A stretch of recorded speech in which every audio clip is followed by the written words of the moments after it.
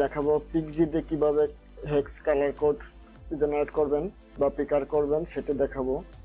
তো আমরা এখানে গিয়ে সার্চ করব পিক্সি।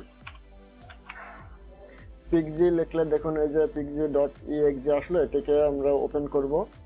তো ওপেন করার পরে এই যে দেখুন এখানে যে কার্সরটি দেখা যাচ্ছে, এখানে কালার কোড দেখা যাবে। এই যে মাউস বাইরে নিলে যে কোনো কালারের উপরে মাউসের কার্সরটি রাখলে এখানে কালারটি দেখা যাবে। আর এটার যে কন্ট্রোল হচ্ছে অন্যরকম, কন্ট্রোল সি দিলে কপি হয়, কিন্তু পিক্সি দিয়ে কপি করতে গেলে কন্ট্রোল অল্টার সি দিতে হবে HTML এর জন্য।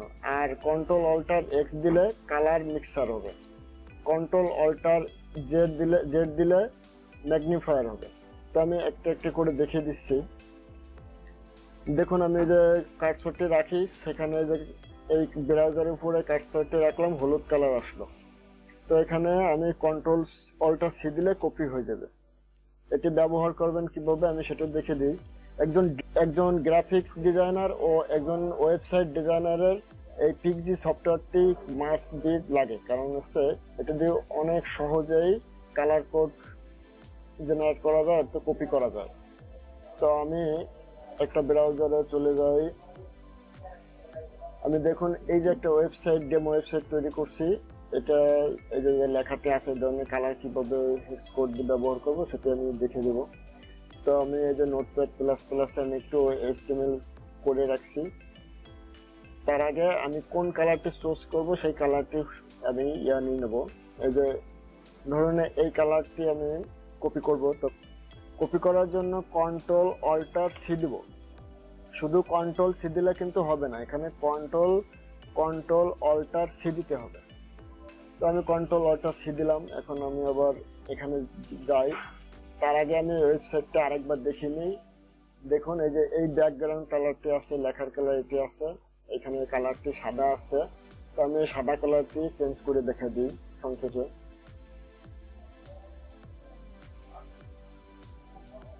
এখানে আমি ক্লিক করে এই যে একদম ফন্ট কালারের এখানে আমি কন্ট্রোল ভি দিয়ে দিলাম। কন্ট্রোল ভি দিয়ে আমি সেভ করে দিই। কন্ট্রোল ভি দিয়ে সেভ করলাম। এখন আমি ওয়েবসাইটটাতে যাই। ওয়েবসাইটে যাওয়ার পরে রিফ্রেশ দিই। দেখুন এই যে কালার কিন্তু পরিবর্তন হয়ে গেছে। তো এভাবে পিক্সি দিয়ে কালার পরিবর্তন করতে পারবেন। আর ফটোশপে বা ইলাস্ট্রেটরে কিভাবে করবেন সেটা দেখে দিই। তো আমি ইলাস্ট্রেটরে চলে যাই। ইলাস্ট্রেটরে যাওয়ার পরে এই যে ডিজাইনটা আছে, আমি একটা রেক্টেঙ্গেল টুল নিয়ে আমি এটাকে একটু সাইজ করি। একটু ছোট বড় হলে সমান করে নিলাম। আমি এখন এটাকে এখানে ড্র্যাগ করে এনে রাখবো। তো এটার উপরে কালার উপরে মাউসের কার্সরটি রেখে কন্ট্রোল অল্টার সি দিয়ে আবার দেওয়ার পরে আমি এখানে ডাবল ক্লিক করব। ডাবল ক্লিক করার পরে এখানে আমি পেস্ট করে দেবো। তাহলে ব্যাক স্পেস দিয়ে আমি এখানে কন্ট্রোল ভি দেব, দিয়ে পেস্ট করলাম। পেস্ট করে ওকে দিয়ে দেবো। ওকে দেওয়ার পরে দেখুন এই কালারটা কিন্তু এখানে এই কালারটি চলে আসছে। তো আমি আরেকটি রেক্টেঙ্গেল টুল এখান থেকে নিয়ে এটার সেম কালারটা আছে কিনা দেখে দিই। এখানে রাখি।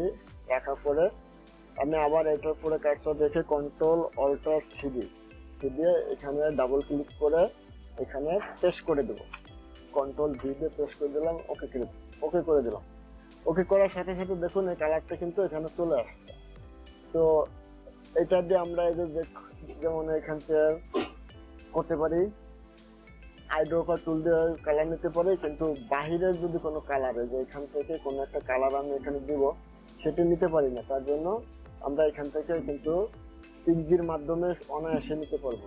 তো কন্ট্রোল অল্টার সি দিয়ে আমি এখানে কালারটা নিলাম, এই জুমের কালারটা নিয়ে আমি এখানে প্রেস করে দিই।